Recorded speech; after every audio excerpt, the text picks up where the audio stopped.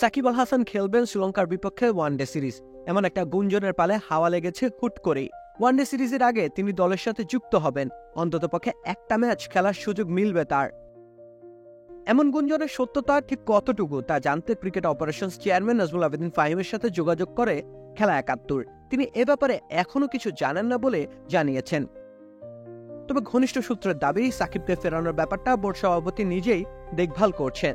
সাকিবের খেলোয়াড় হিসেবে ফিরতে বাধা নেই, এই কথা দায়িত্ব নেওয়ার পরই বলেছিলেন আমিনুল ইসলাম বুলবুল। সাকিব তো world one of the finest allrounder, এবং আমরা আশা করব সাকিব ফিট থাকবে এবং ভালো ক্রিকেট খেলবে। অতএব সাকিব আল হাসান হয়তো আজ না হয় কাল জাতীয় দলে ফিরবেন, কিন্তু দেশে কি তিনি আর ফিরতে পারবেন? আর এটা ওইটা না, কাপড় ধোয়ার একটাই সলিউশন, চাকা অল ইন ওয়ান। সম্ভবত নয়। তার বিরুদ্ধে দেশ ত্যাগে নিষেধাজ্ঞা জারি করা হয়েছে আদালতের পক্ষ থেকে। এমন মুহূর্তে নিশ্চয়ই তিনি দেশে গিয়ে নিজেকে বিপাকে ফেলতে চাইবেন না। গেল বছরের জুলাই আগস্ট থেকেই তিনি রয়েছেন বাংলাদেশের বাইরে।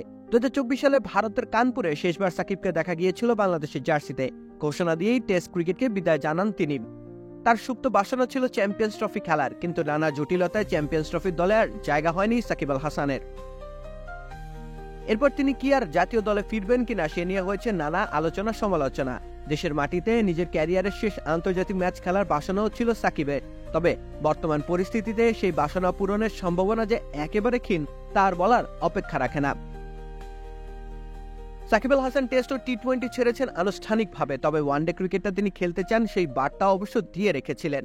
ঠিক সে কারণেই আবার হয়তো শ্রীলঙ্কা সিরিজের মধ্য দিয়ে দলের সাথে যুক্ত হতে চান একসময়ের বিশ্বসেরা অলরাউন্ডার। কিন্তু বাস্তবতা কতটুকু তাকে সুযোগ দেবে তা বরং সময় গড়ালেই পরিষ্কার হবে।